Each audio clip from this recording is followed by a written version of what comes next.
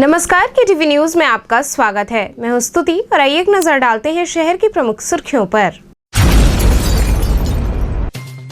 प्रधानमंत्री नरेंद्र मोदी का अपने संसदीय क्षेत्र काशी में हुआ आगमन। रुद्राक्ष कन्वेंशन सेंटर के उद्घाटन के साथ ही कई योजनाओं की दी सौगात। सदर तहसील पर सपा कार्यकर्ताओं ने महंगाई के विरोध में किया धरना प्रदर्शन।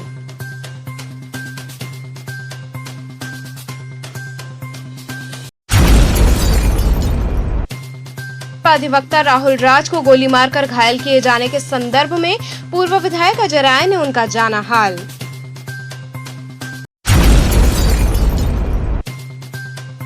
और लंका भगवानपुर क्षेत्र में सीवर लाइन न होने से नाराज लोगों ने किया विरोध।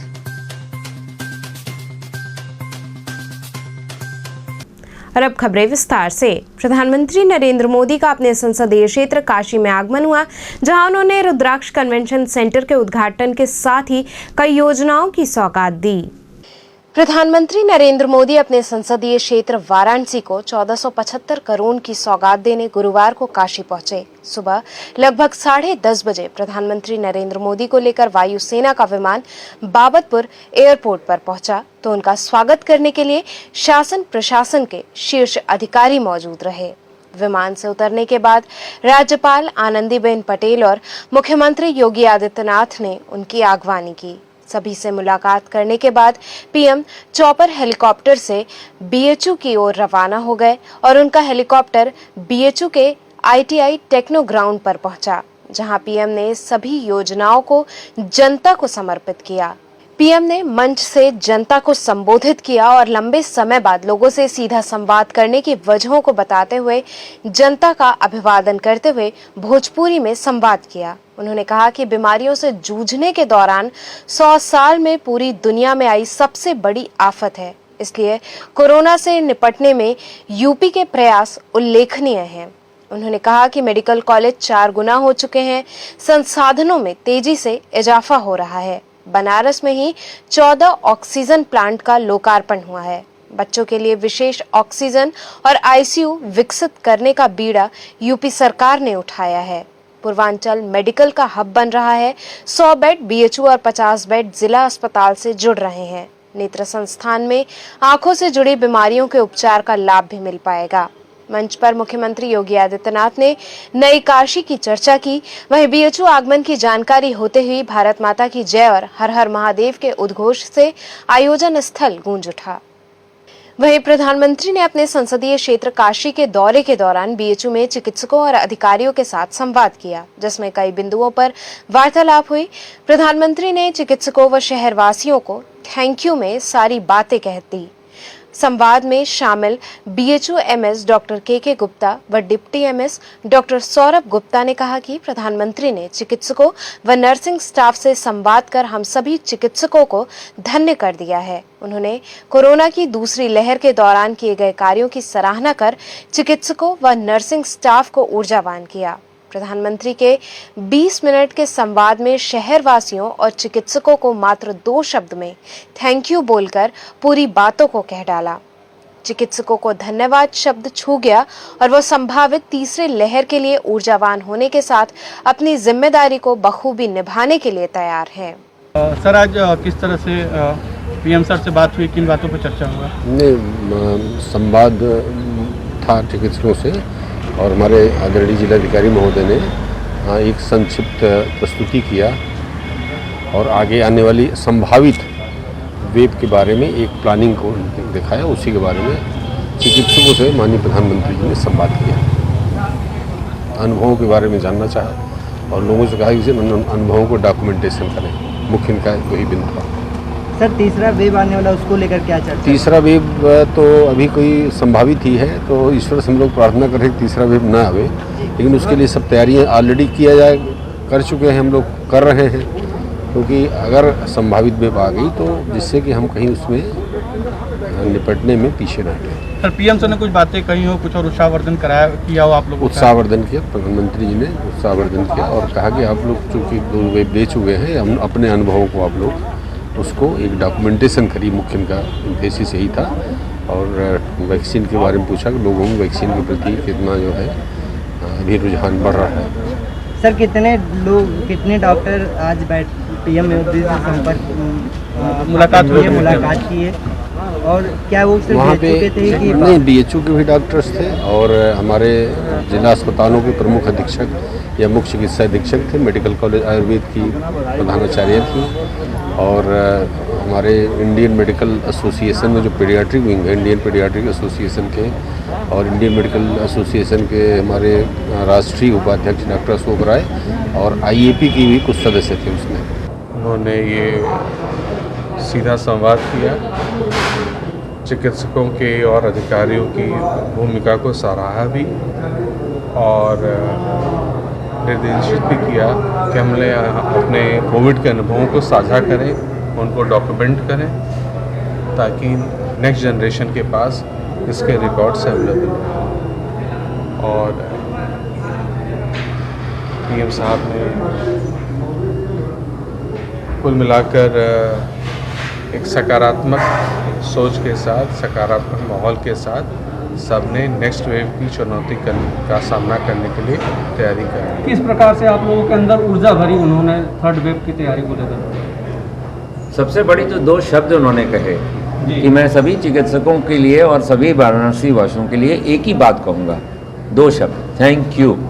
क्योंकि उन्होंने उसमें इस 2 वर्ड के अंदर सभी चीज़ों का समावेश था, जिसमें कि डॉक्टर, चिकित्सक, पैरामेडिकल स्टाफ, आप लोग, सिटी एडमिनिस्ट्रेशन, सभी के लिए उन्होंने धन्यवाद दिया कि जिस तरीके से हम लोगों ने वाराणसी शहर के अंदर अपनी इस कोविड लहर को जो है को जांचा, परखा और उसके सभी तरीके से हम लोगों ने जो है उसको लड़ा और अपनी व्यवस्था को चुस्त और दुरुस्त रखा, तो उसके लिए उन्होंने बिग थैंक यू कहा सभी लोगों को। और हम लोग इस व्यवस्था में उन्होंने एक और लास्ट में कहा कि ये थर्ड वेव तो संभावित है, मैं कभी नहीं चाहूँगा और कभी भी कोई अस्पताल भरा रहे उस चीज़ से, तो अस्पताल खाली रहे, थर्ड वेव ना आए, ये एक बात थी। और ग्रामीण क्षेत्र में हम लोगों की जो एडमिनिस्ट्रेशन की ओर से जो किया जा रहा है कि वहाँ पर जहाँ पर मरीज वहीं पर इलाज और वैक्सीनेशन, और एक जो सबसे महत्वपूर्ण बात जो है जो उन्होंने पूछी थी वैक्सीनेशन के बारे में,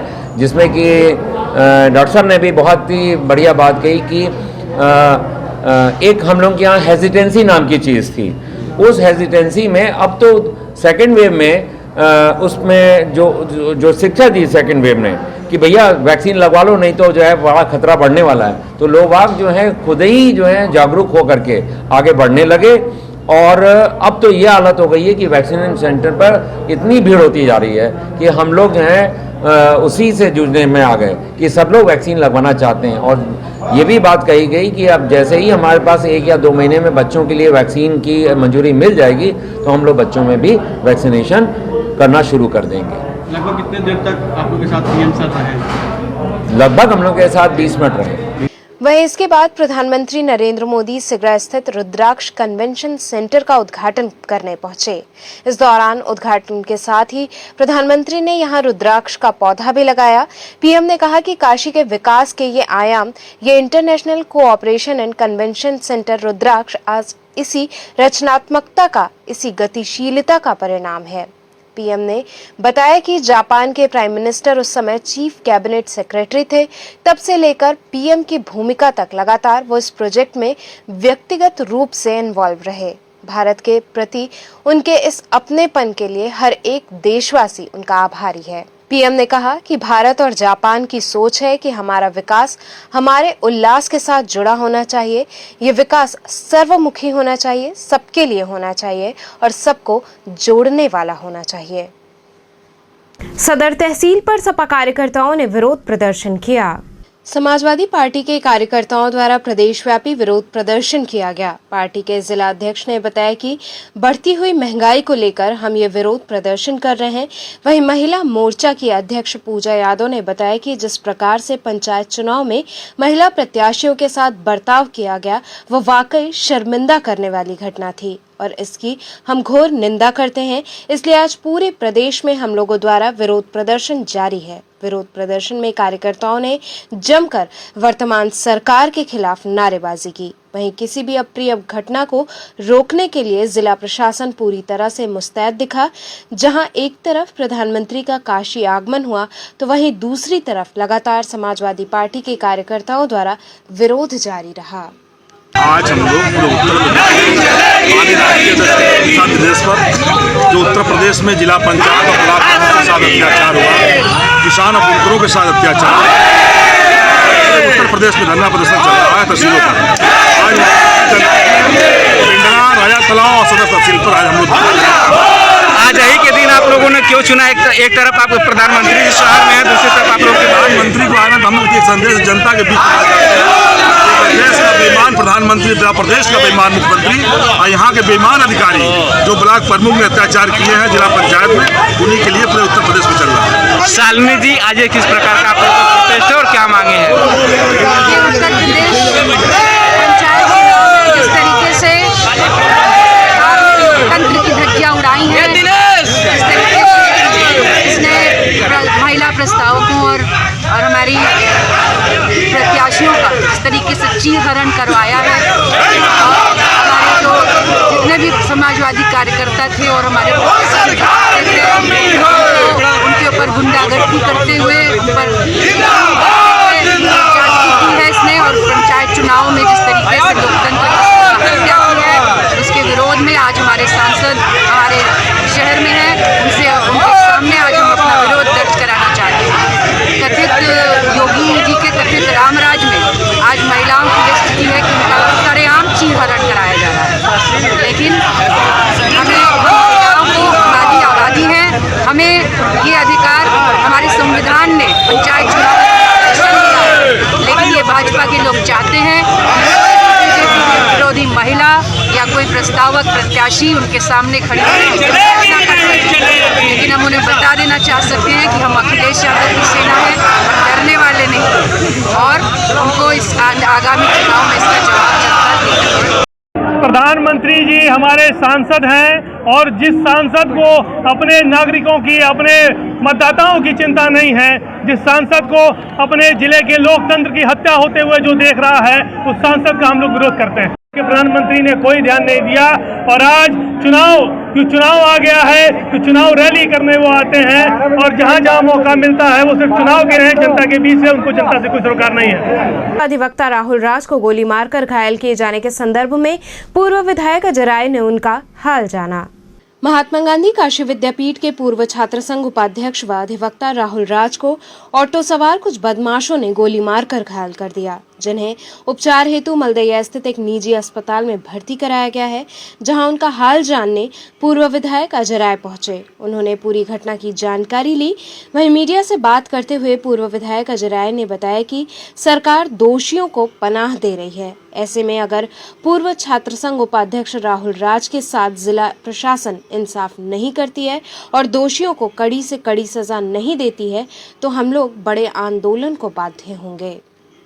राहुल राज को गोली मारी गई है, क्या है पूरा मामला? ये हमारा मजबूत कार्यकर्ता है, हमारा मजबूत साथी है, कांग्रेस पार्टी का सिपाही है, और कांग्रेस के सिपाहियों को टारगेट करके इस सरकार में सताया जा रहा है, परेशान किया जा रहा है, मारा जा रहा है। उसी की कड़ी में ये इस राहुल राज जो हमारा NSY का राष्ट्रीय कोऑर्डिनेटर रहा, इसके ऊपर ये अटैक किया गया है।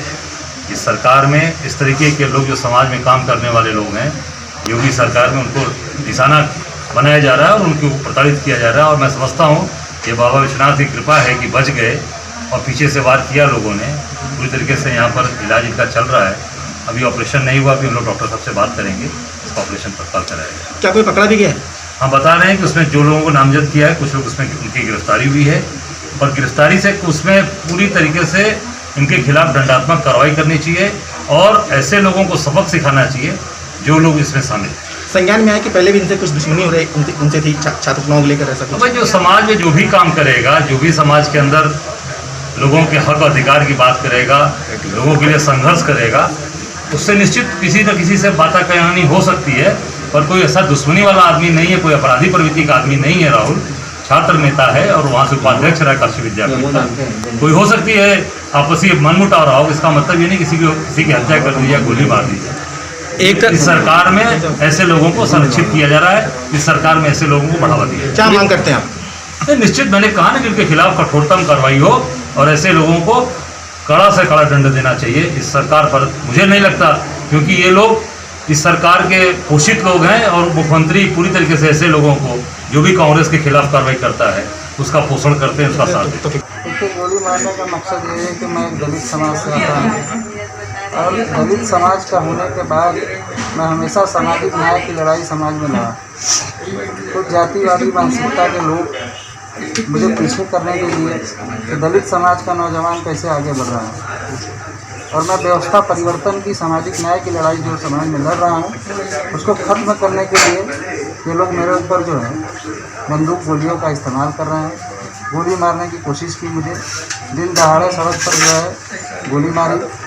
इसमें तमाम जो लोग हैं शामिल हैं, अराजक तत्व जो पहले से गैंगस्टर भी रहे हैं शहर के।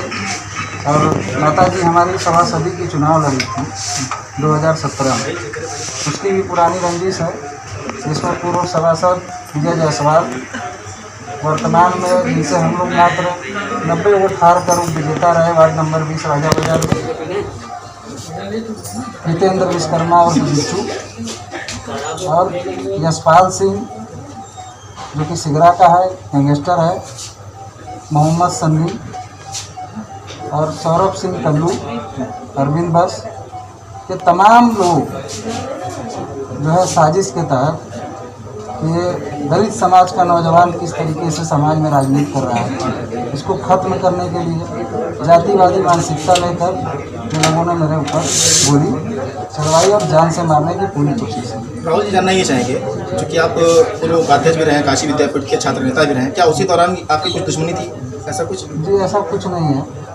मेरी उनसे कोई दुश्मनी नहीं थी।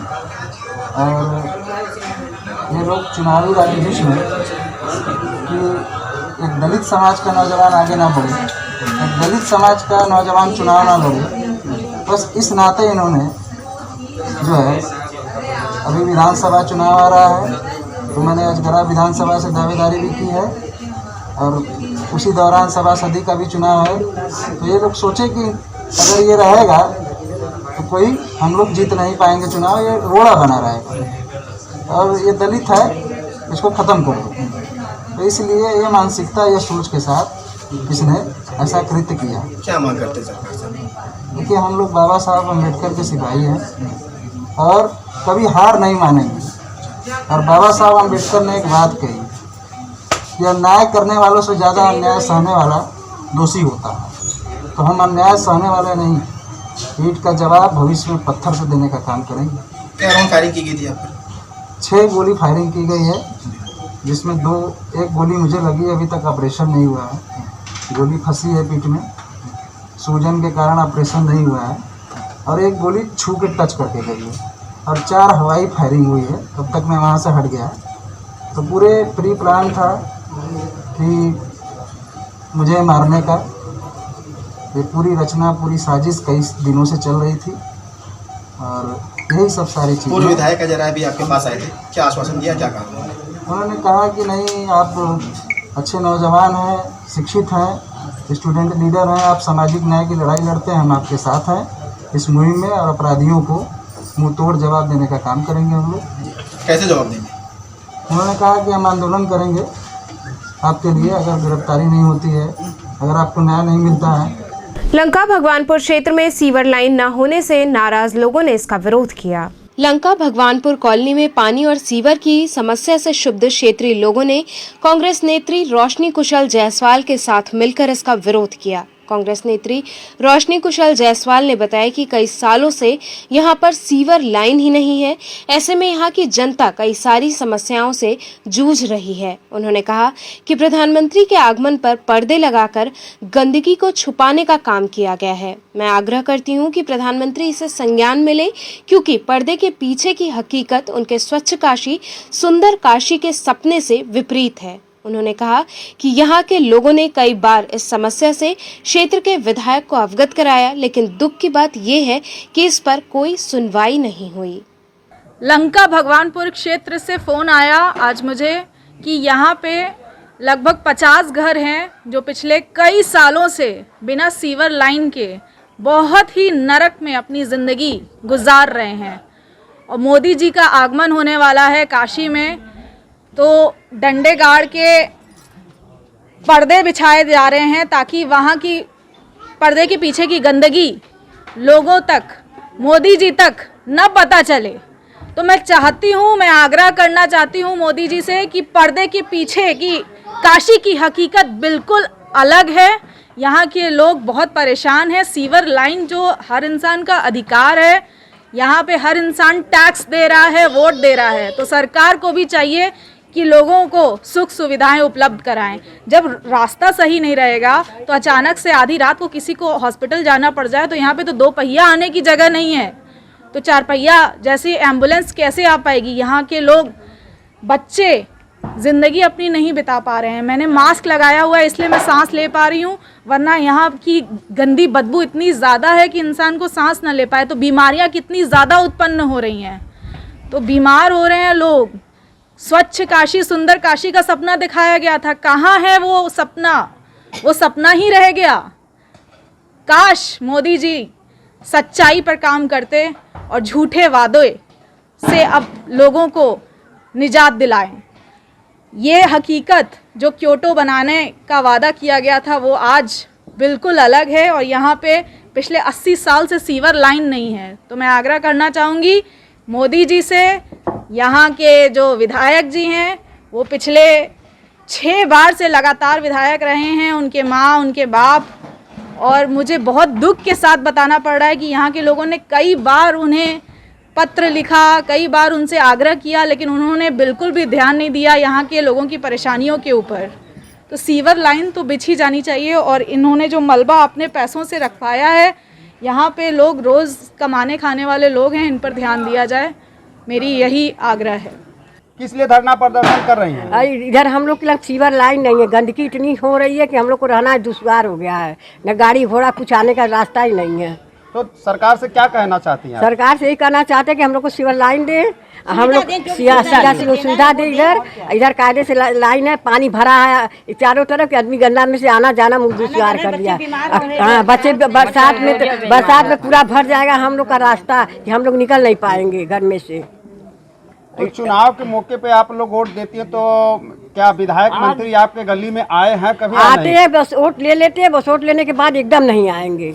उन लोग का यही काम है, वोट ले लेंगे, बस वोट लेने के बाद करवाएंगे, बस वोट ले लेके फिर उसके बाद झाक। बीएचयू सिंहद्वार के समक्ष अनोखे रूप में एक व्यक्ति चाय बेचता दिखा। प्रधानमंत्री नरेंद्र मोदी के काशी आगमन पर बीएचयू सिंहद्वार के पास अनोखे रूप में चाय बेचते हुए एक व्यक्ति दिखा। बिहार के रहने वाले इस व्यक्ति ने बताया कि मैं प्रधानमंत्री नरेंद्र मोदी को अपने हाथ की चाय पिलाना चाहता हूं। चाय बेचने वाले आदमी के शरीर पर प्रधानमंत्री की तस्वीर बनी हुई थी। हाथ में लिए केतली पर प्रधानमंत्री द्वारा दिया गया स्लोगन भी लिखा हुआ था। प्रधानमंत्री के आगमन पर यह व्यक्ति लोगों में चर्चा का विषय बना रहा।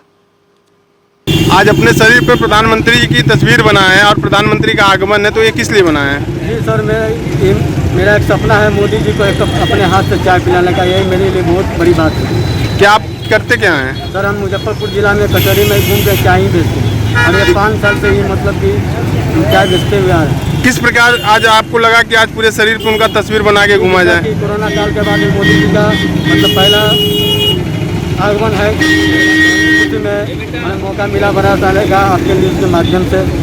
हमें क्या कहना चाहेंगे? प्रधानमंत्री जी आ रहे हैं बनारस में, तो क्या कहना चाहेंगे उनसे? जी सर, मेरा तो यही एक सपना है कि एक कप चाय पिलाने का, और मेरे लिए यही बहुत बड़ी बात है। यहाँ रुकेंगे एक छोटे से ब्रेक के लिए, आप बने रहिए केटीवी के साथ।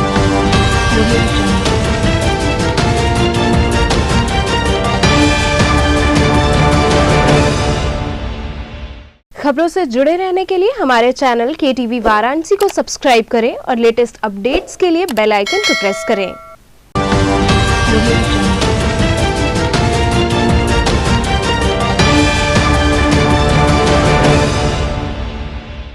ब्रेक के बाद आपका स्वागत है। भाजपा अनुषंगिक संगठन द्वारा रक्तदान शिविर लगाया गया।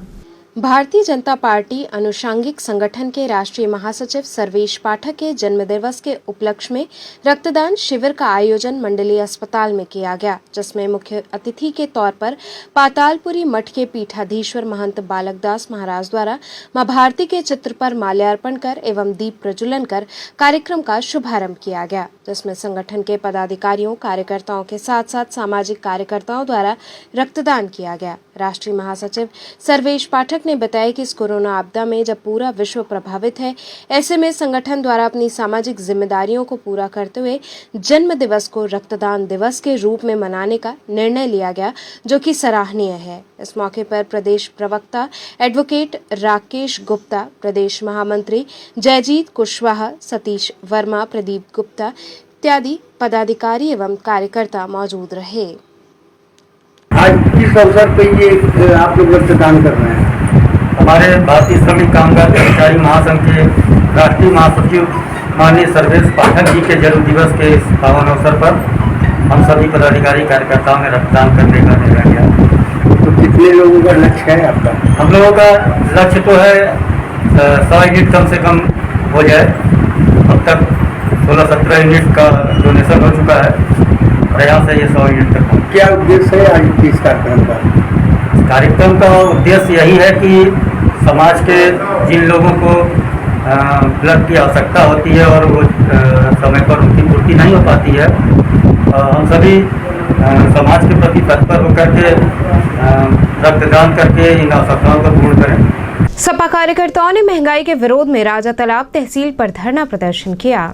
सपा के राष्ट्रीय अध्यक्ष अखिलेश यादव तथा प्रदेश अध्यक्ष नरेश उत्तम के निर्देशानुसार राजा तालाब तहसील पर पूर्व राज्य मंत्री सुरेंद्र सिंह पटेल तथा पूर्व रोहनिया विधायक महेंद्र सिंह पटेल के नेतृत्व में सेवापुरी तथा रोहनिया विधानसभा क्षेत्र में समाजवादी पार्टी के कार्यकर्ताओं द्वारा भाजपा सरकार के खिलाफ नारेबाजी करते हुए धरना प्रदर्शन किया गया। इस दौरान पूर्व राज्य मंत्री सुरेंद्र सिंह पटेल ने धरना प्रदर्शन को संबोधित करते हुए कहा कि उत्तर प्रदेश सरकार द्वारा ब्लॉक प्रमुख व जिला पंचायत अध्यक्ष पद के चुनाव में सरकार द्वारा की गई धांधली और बढ़ती हुई महंगाई, बिगड़ती कानून व्यवस्था तथा सपा के कार्यकर्ताओं को फर्जी केस लगाकर मनोबल को तोड़ने सहित कई बिंदुओं पर प्रदेश व केंद्र सरकार पर निशाना साधा। धरने के अंत में पूर्व राज्य मंत्री सुरेंद्र सिंह पटेल ने राजा तालाब उप जिलाधिकारी सिद्धार्थ यादव को राष्ट्रपति के नाम 8 सूत्री ज्ञापन सौंपा। धरना प्रदर्शन में प्रमुख रूप से कन्हैया राजभर,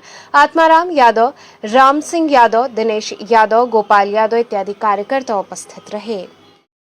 ये धरना प्रदर्शन ये भ्रष्टाचारी सरकार, केंद्र की सरकार, प्रदेश सरकार के खिलाफ है। इस सरकार ने झूठे वादे करके वोट ले लिया, जनता के साथ धोखा किया। महंगाई, भ्रष्टाचार, बेरोजगारी, किसान आंदोलन पर कहीं ध्यान नहीं है। महंगाई चरम सीमा पे, भ्रष्टाचार समाज चरम सीमा पे, महिला उत्पीड़न चरम सीमा पे।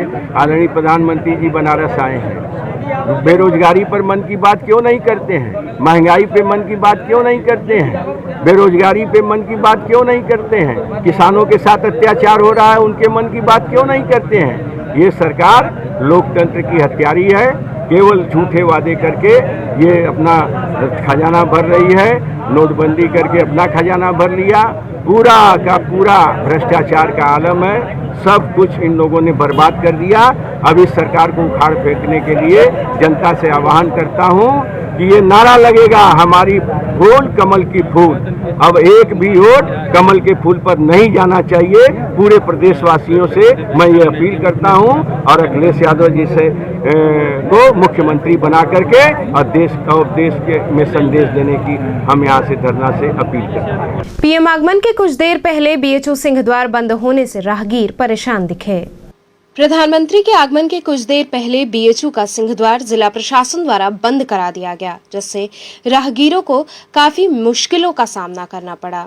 चिलचिलाती धूप में लोग साइकिल, मोटरसाइकिल, कार आदि माध्यमों से बीएचयू व अपने आवास स्थान पर जाने के लिए पहुंचे, लेकिन पीएम आगमन के कुछ देर पहले सिंहद्वार बंद कर दिया गया, जिससे आने जाने वाले राहगीरों को काफी कठिनाइयों का सामना करना पड़ा।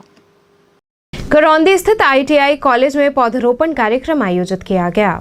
सृजन सामाजिक विकास न्यास तथा 95 बटालियन केंद्रीय रिजर्व बल ने करौंदी ITI कॉलेज में पौधरोपण किया। इस दौरान 500 पौधे लगाए गए। इस कार्यक्रम के मुख्य अतिथि 95 बटालियन केंद्रीय रिजर्व पुलिस बल के कमांडेंट अनिल कुमार वृक्ष रहे। इस अवसर पर लोगों को पर्यावरण तथा जल संरक्षण के बारे में विस्तार पूर्वक जागरूक किया गया तथा पौधरोपण करने हेतु भी जागरूक किया गया। इस अवसर पर उप कमांडेंट महेंद्र मिश्रा, कालिका प्रसाद सिंह, संतोष कुमार चतुर्वेदी, नीतू चतुर्वेदी इत्यादि लोग मौजूद रहे। तो चलते चलते पुनः एक नजर डालते हैं शहर की प्रमुख सुर्खियों पर। प्रधानमंत्री नरेंद्र मोदी का अपने संसदीय क्षेत्र काशी में हुआ आगमन। रुद्राक्ष कन्वेंशन सेंटर के उद्घाटन के साथ ही कई योजनाओं की दी सौगात।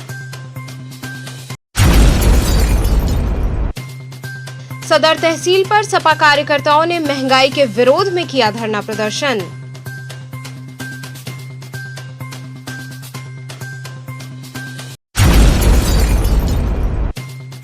अधिवक्ता राहुल राज को गोली मारकर घायल किए जाने के संदर्भ में पूर्व विधायक अजय राय ने उनका जाना हाल।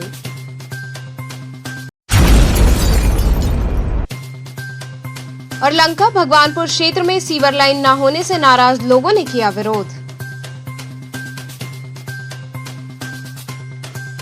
तो ये थे आज के समाचार। कल फिर होगी मुलाकात, तब तक के लिए नमस्कार।